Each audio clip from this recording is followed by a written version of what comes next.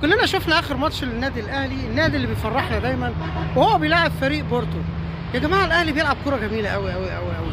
اما قلنا عمل الصح ولعب بلاعب واحد بس ارتكاز، فرق كبير قوي. ومين يصدق ان الو ديانج دوت يعمل ده كله؟ ايه يا جماعه الجمال ده؟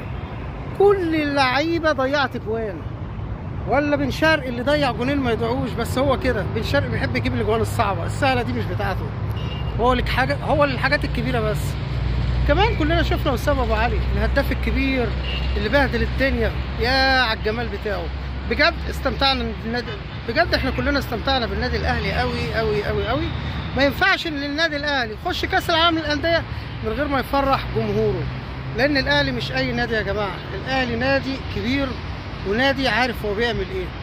انا ببعت رساله لكل الانديه المصريه، انتبه، اقل ماتش هتتغلب فيه من النادي الاهلي يبقى 5-6 ان شاء الله، لان ده النادي الاهلي مش اي نادي تاني. شكرا لكم والسلام عليكم ورحمه الله.